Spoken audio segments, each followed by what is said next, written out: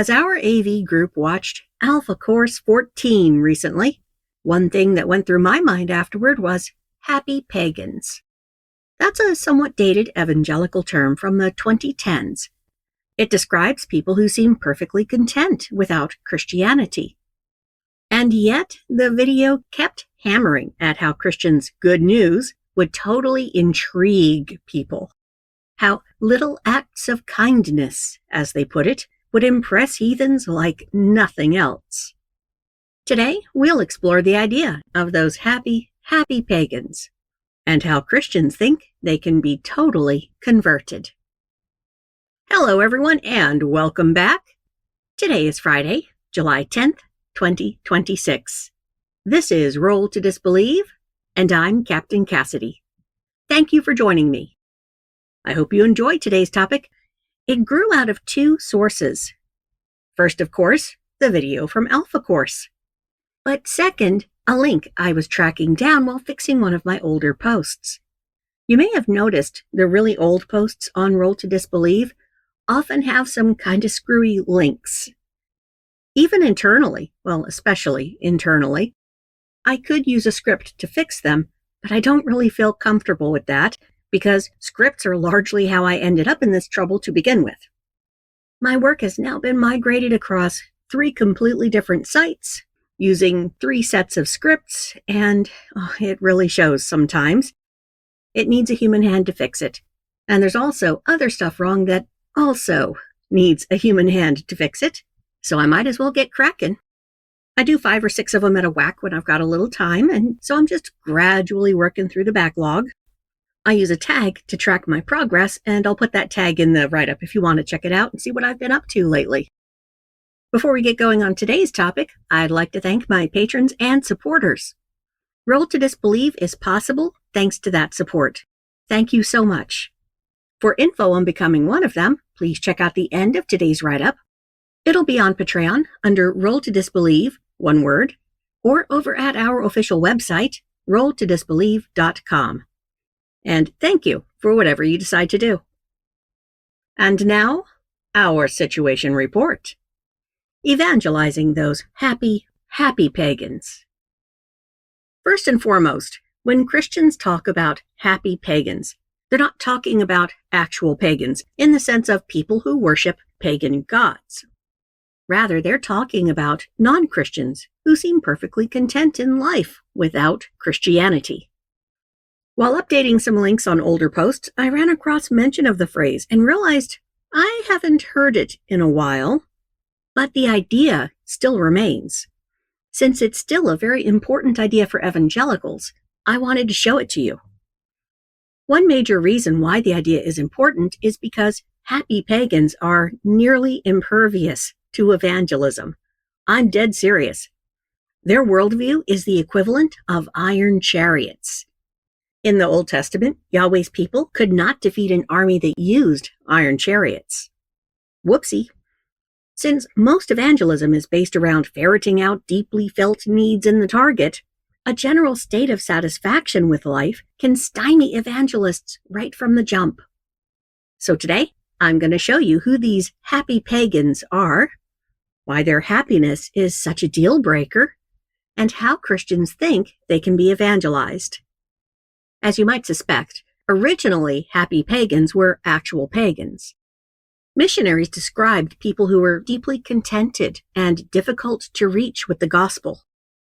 I found a 1971 newsletter called The Fraternal that might be the first major instance of the phrase happy pagans as applied to people who aren't pagan.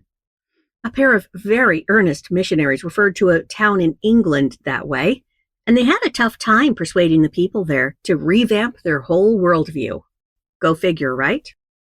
By the 1990s, happy pagans figured a bit more prominently in evangelicalism. Bill Bright is the founder of Campus Crusade for Christ, now called Cru because, crusades aren't a good look for Christians right now. He referred to himself as a happy pagan before his conversion. Here's a 1995 news story about him. Quote, Bill says he was a happy pagan when he left Oklahoma in 1944 to go to California to seek the good life for himself and his wife Vonette. But after a few years of financial success, first in manufacturing specialty foods and then in the oil business, he says his values changed when his mother's prayers caught up with him, and he became a Christian. I was basically a happy pagan, very materialistic, very self-centered, Bright said. Unquote. Leaving aside the mischaracterization of pagans, that's what this guy means when he says pagan at all. Because, yeah, nobody has ever once known an evangelical who was materialistic or self-centered, right? In 1994, Christianity Today ran an interview with Ravi Zacharias, and he claimed to target his evangelism to the happy pagan. In the interview, he said, quote, "Most evangelism is geared toward people in crisis. But how do we reach the countless people out there who sense no need for God? This caused me to want to study under the finest atheistic thinkers of our times so that I could respond with tenable and forceful arguments. I wanted to be an evangelist to the thinker, to the honest skeptic, to what I call the happy pagan." Unquote. And I mean, he's not wrong. Most evangelism, indeed, targets people who feel a desperate need for something in their lives. Here's the funny part. The interview is called Reaching the Happy Pagans, and it doesn't dwell even a little on actual evangelism of them. The next year, Christianity Today ran another article about happy pagans. This one also featured Ravi Zacharias, who went into a bit more detail. Quote, "The happy pagan is wrapped up in the belief that this world and the success it affords are the greatest pursuits in life. He or she feels no need for anything transcendent. Life has been reduced to temporal pursuits, disconnected from all other disciplines necessary for life to be meaningfully engaged. Some are completely unreflective. They don't think enough to know they have no right to be happy." Unquote. Yeah, you heard that right. They don't think enough to know they have no right to be happy. It's a stunning admission, one that really makes Christianity look pretty sinister. I suppose it shouldn't surprise me at all that the man who imagines that we have no right to be happy was also a secret sexual predator for decades. The victims only came forward after he died and it was safe. The actual question Zacharias is answering here is, are happy pagans as happy as they seem? And that quote is Zacharias' answer. He never actually answered the question. Y'all, okay, I'm going to say this. I really don't understand how Christians don't see this stuff and keep giving hard-earned money to these hucksters. I guess anti-process is a hell of a drug. There will always be money in tickling Christians' itching ears, as the New Testament verse says. After the 1990s, the term happy pagans fell out of popularity. We only see it coming up occasionally, usually by older evangelists. In 2013, for example, it pops up briefly in a discussion of the sheer horrors of insufficiently evangelistic Christian counseling. Quote, "And the people that scare me to death are Christian psychologists, who, as motivational psychologists, perhaps in their business, are able to provide happy pagans with a therapeutically joyous, happy life that doesn't need God. I mean that it is outrageous to think that Christians in psychology can be so focused on their profession as psychologists that they're actually enabling pagans to be happy, healthy, secure pagans." Unquote. In 2016, a Luther Seminary student thesis called Preaching Effectively to the Unchurched also draws upon the idea of happy pagans. Quote, "They are 1. Religious, while not necessarily Christian, most believe in some deity. 2. Open and searching for meaning. And 3. Happy pagans. Many are educated and have a very good life." Unquote. A Presbyterian News Service article from 2016 similarly quotes a big name in discipleship, Mike Breen. He describes his parents as, quote, "happy pagans, normal non-Christians in England." Unquote. And in a 2021 Lifeway book, Apatheism, that means apathetic atheism, it features a recommendation blurb from Tony Merida, who plaintively asks, quote, "How do we reach happy pagans, those who are apathetic toward belief in God?" Unquote. Based on these sources' treatment of the phrase, happy pagans are not Christians, yet they muddle along just fine without Christianity. There's nothing they need that a God might provide. Evangelists faced with happy pagans tend to default to a few different strategies, and we'll go through all three of them. Strategy 1. Happy pagans aren't really, truly, actually for realsies happy. Evangelists can try to reframe the target's lives as not being really, truly happy.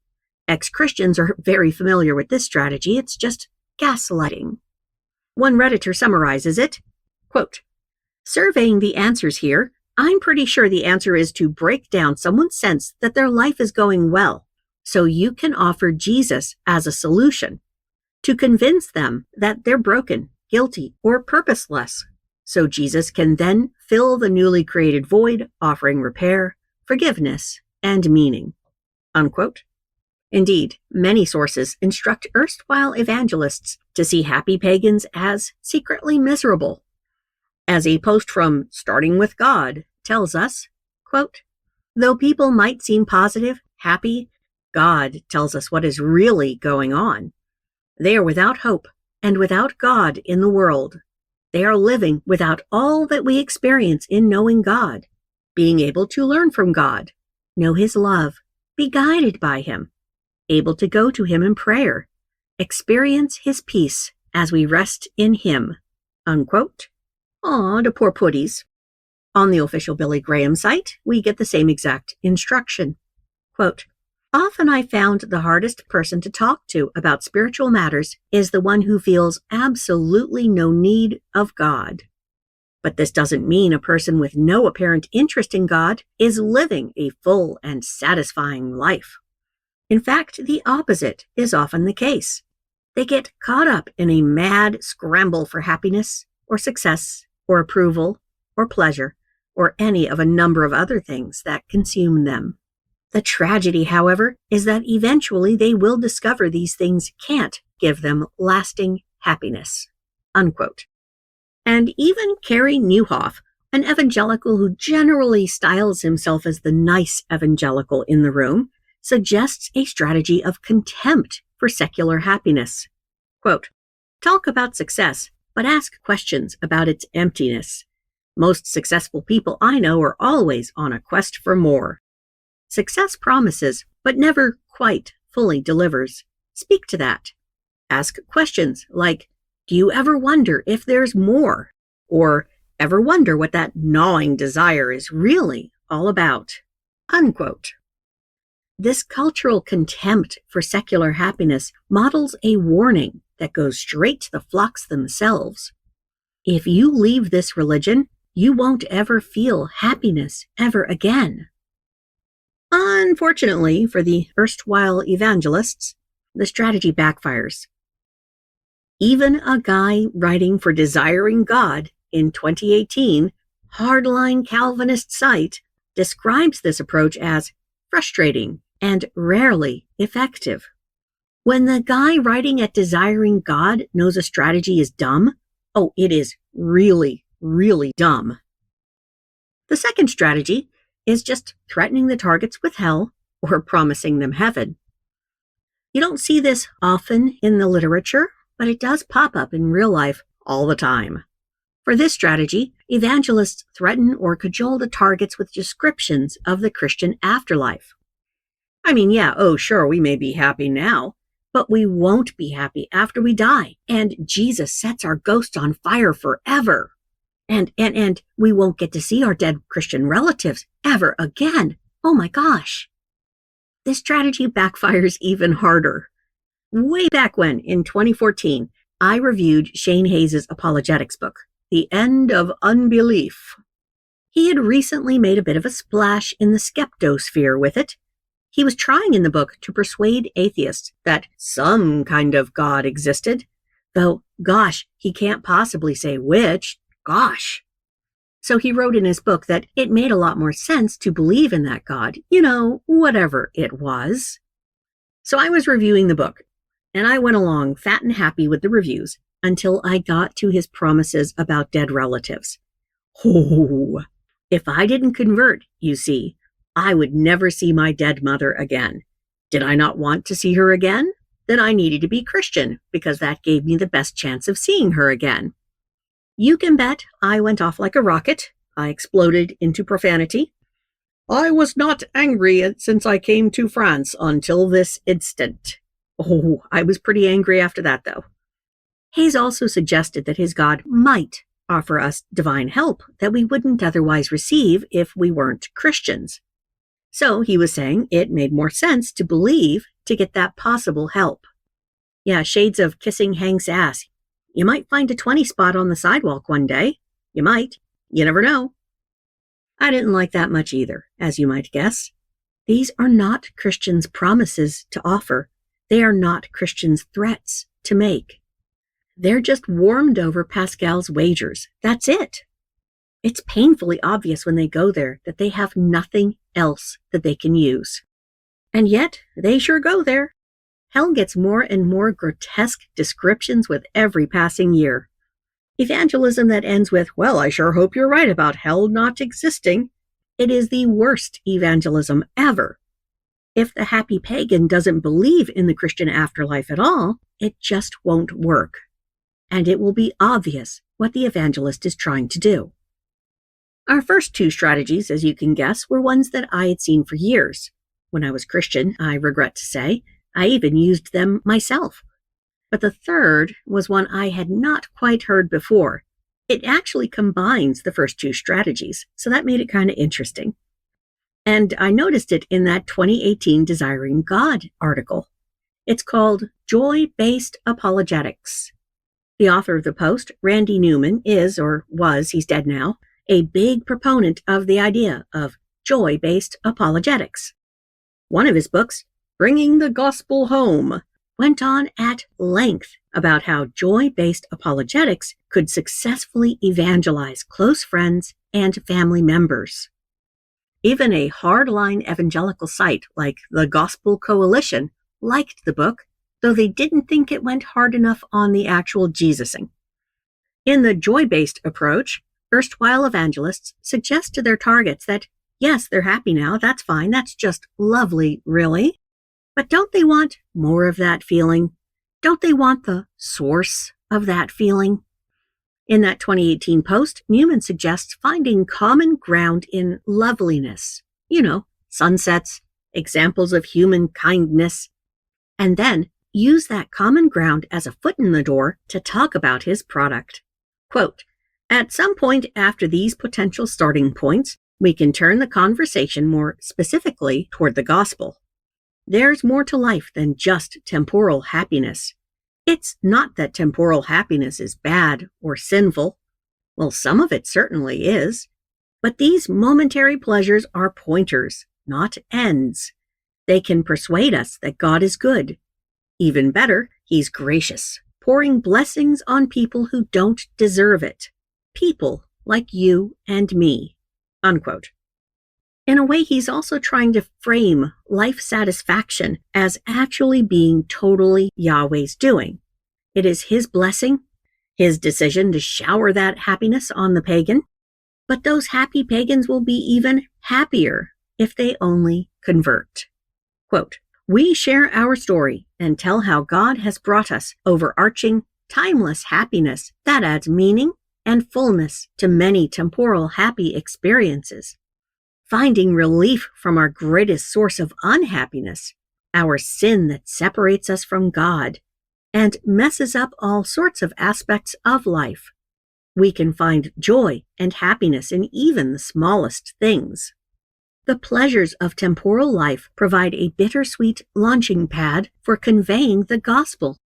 Earthly happiness is great, but fleeting. Earthly pleasure promises more, but then disappoints. Unquote. But someone can only need relief from the burden of sinfulness if they buy into sin as a concept.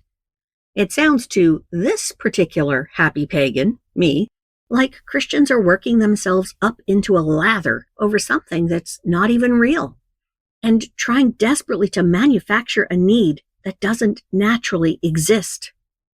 Happy pagans also find joy and happiness in even the smallest things. And yes, happiness is great, but it is fleeting. That's what makes it so great. That's what makes it so wondrous. That's what makes it worth trying to get. In Christianity as well, happiness is great, but fleeting, and a lot of people can't find it. Christians know this very well. The internet is full of their stories of feeling miserable, of finding no joy in their faith. So happiness isn't Christian or non-Christian. It doesn't change with your beliefs.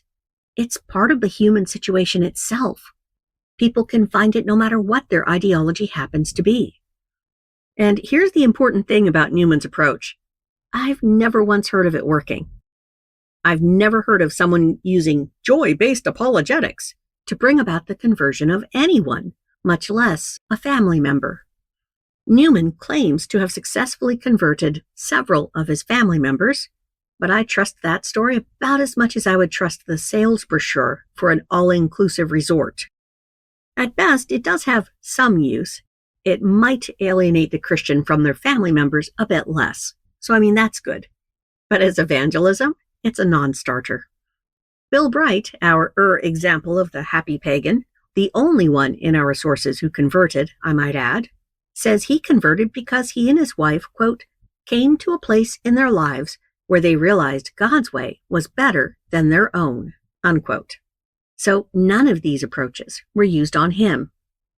I'm bringing all of this up because happy pagans pose serious challenges to evangelists.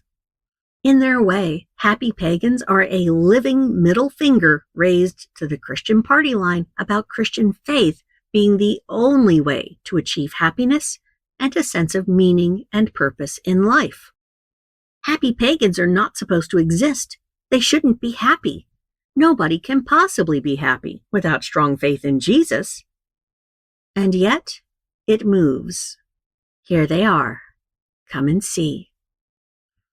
Christianity adds nothing to their lives that they need, so evangelists have a really tough time selling them on the humongous need for conversion. Happy pagans tend to reject the idea of heaven and hell too, so they are not vulnerable to threats and promises made along those lines.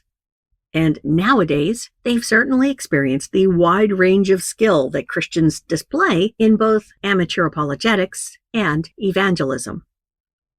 The worst thing the flocks can see at this point are living contradictions to their party lines.